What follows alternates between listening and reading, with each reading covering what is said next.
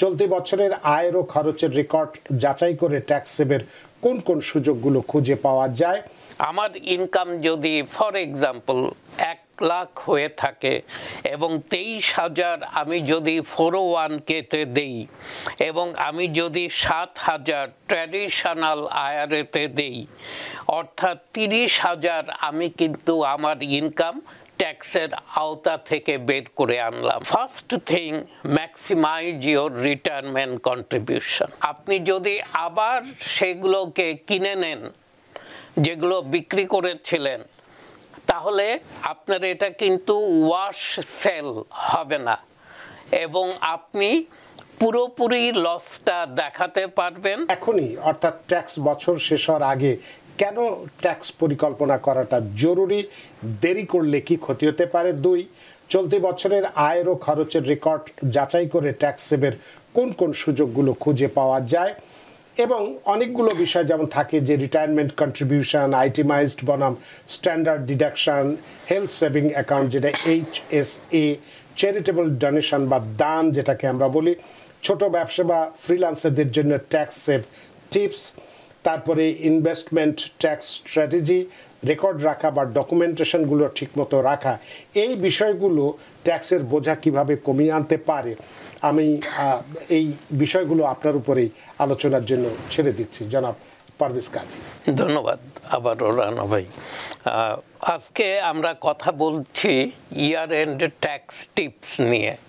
সেটা হচ্ছে আমরা বছরের শুরুতে একটা ট্যাক্সের পরিকল্পনা করে থাকি এবং আমি সাধারণত সব সময় বলে থাকি যে পরিকল্পনা কিন্তু আপনারা মাথায় করবেন না, কাগজে কলমে করবেন। যেই পরিকল্পনা কাগজে কলমে করা হয় সেই পরিকল্পনাটাই কিন্তু বাস্তবায়ন হয়। আমি মাথায় চিন্তা করে রাখলাম এই বছর ট্যাক্সে গিয়ে আমি এই কাজগুলো করব এবং আমার ট্যাক্সের বোঝা কমিয়ে আনবো, এ কাজ কিন্তু কখনোই হয় না unless you put it in black and white. তো আমরা যেই পরিকল্পনা নিয়েছি অথবা নেইনি, এখন কিন্তু সময় এসেছে হিসেব নিকেশ করার, যে আমি কি করতে পেরেছি। 31শে ডিসেম্বর আমার কিন্তু টাইম ইজ আপ। আমি তারপর 2025-এর ট্যাক্স নিয়ে আর কোনো কিছু করার অবকাশ নেই। যা করতে হবে এই সময়টুকুর মধ্যে করতে হবে।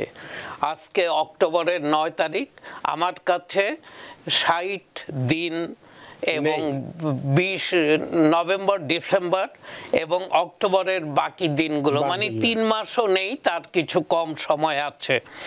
এবং এখনই আমাকে হিসেব করতে হবে যে আমি আমার পরিকল্পনা অনুযায়ী আমার ট্যাক্সের বোঝা কমিয়ে আনার যে পদক্ষেপগুলো নেওয়া উচিত কতখানি করতে পেরেছি, আর যেটুকু এখনও করতে পারিনি এই সময়ের মধ্যে আমাকে শেষ করতে হবে। তার প্রথম কাজটি হচ্ছে ম্যাক্সিমাইজ ইওর রিটায়ারমেন্ট কন্ট্রিবিউশন। আমরা জানি আমরা যারা W2 এমপ্লয়ি, আমাদের কাজের জায়গা থেকে 401k প্ল্যান আছে এবং 2025-এ 401k প্ল্যানের ম্যাক্সিমাম কন্ট্রিবিউশন হচ্ছে $23,000। আমার ইনকাম যদি ফর এক্সাম্পল 1 লাখ হয়ে থাকে এবং 23,000 আমি যদি 401k-তে দেই এবং আমি যদি 7,000 ট্র্যাডিশনাল আইআরএ-তে দেই, অর্থাৎ 30,000 আমি কিন্তু আমার ইনকাম ট্যাক্সের আওতা থেকে বের করে আনলাম।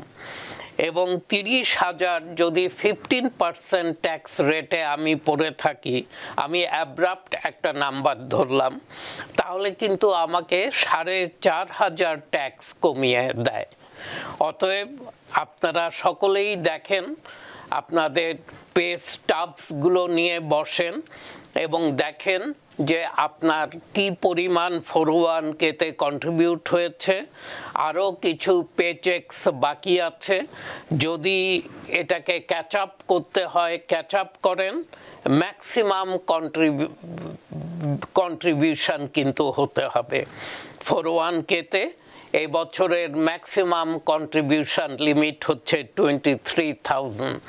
অনেক এমপ্লয়ার কিন্তু এটাকে আবার ম্যাচও করে সার্টেন পার্সেন্টেজ, নট টোটালি পুরোটা। তো সেই সুযোগটাও কিন্তু আপনারা পাবেন। অতএব first thing, maximise your retirement contribution. Number 2-তে আসছে ট্যাক্স লস হারভেস্টিং। আজকাল প্রায় ট্যাক্স ফাইলেই আমরা দেখি যে 1099B অথবা এই স্টকস অ্যান্ড বন্ডসের ব্রোকার হাউজের এই ফর্মটা আমি বলবো 50 to 60% ফাইলেই এটা থাকে। তার মানে আমরা ইন্টারেস্ট নিচ্ছি এবং আমরা স্টকস, বন্ডস এবং ক্রিপ্টো নানা জায়গায় আমরা ইনভেস্ট করছি।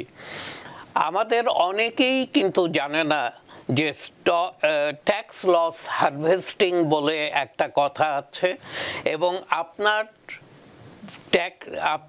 এই ক্যাপিটাল গেইনের ট্যাক্স কবে দিবেন ওই সুইচ বাটনটা কিন্তু আপনার হাতে, কত দিবেন এবং কবে দিবেন। এটা কিন্তু আপনি যদি বাটনটা প্রেস করেন তাহলেই কিন্তু পুরো অঙ্কটা ট্যাক্সেবল হবে, এবং আপনি যদি চাতুরি করে এই ট্যাক্সেবল ইনকামটাকে কমিয়ে আনতে চান সেই সুইচটাও আপনার হাতে। এবং এটা খেলার খুব সহজ পদ্ধতি হচ্ছে কিছু কিছু স্টকস, কিছু কিছু বন্ড, কিছু কিছু ক্রিপ্টো অনেক দিন ধরেই ভালো করছে না, এগুলো মুখ থুবড়ে পড়ে আছে। আপনার এখন সময় সেগুলোকে বিক্রি করে দেয়া এবং লসটা আপনি নিয়ে নেন। আপনার যদি অন্য কোনো জায়গায় ক্যাপিটাল গেইন অথবা প্যাসিভ কোনো ইনকাম থেকে থাকে সেটাকে রিডিউস করার এই সুযোগ। আপনি 30 ডেজের মধ্যে এই স্টকগুলোকে বিক্রি করবেন না, স্টক, বন্ড, ক্রিপ্টো যেটাই হয়ে থাকে। 30 ডেজ পরে আপনি যদি আবার সেগুলোকে কিনে নেন যেগুলো বিক্রি করেছিলেন, তাহলে আপনার এটা কিন্তু ওয়াশ সেল হবে না এবং আপনি পুরোপুরি লসটা দেখাতে পারবেন। আপনার অন্যান্য ইনভেস্টমেন্ট হয়তো ভালো করেছে। আজকেই একজন ফোন করছিল, তার 20,000-এর উপর গেইন আছে, আমি এটাকে কিভাবে কমাতে পারি। আমি তাকে বললাম এমন কি কিছু আছে যেগুলো খুব খারাপ করছে? বলো যে পাস ভাই অনেক কিছুই আছে যেগুলো ভালো করছে না কিন্তু করবে। আমি তাকে বললাম যে ভাই সেগুলোকে সেল করলে আপনি কিরকম লস মাথায় নেবেন? উনি বলল যে প্রায় 40,000-এর মতো লস আমাকে স্বীকার করতে হবে। কিন্তু আর ইউ শিওর যে এগুলো একদিন ফিরে আসবে?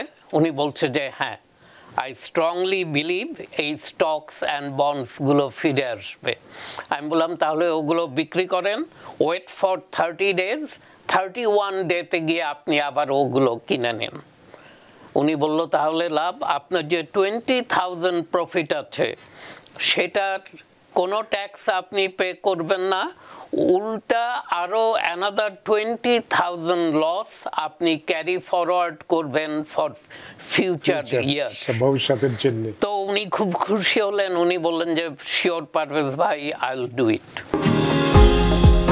নিউ ইয়র্ক থেকে সম্প্রচারিত TVN 24 টেলিভিশন বিশ্বজুড়ে বাঙালির কণ্ঠস্বর।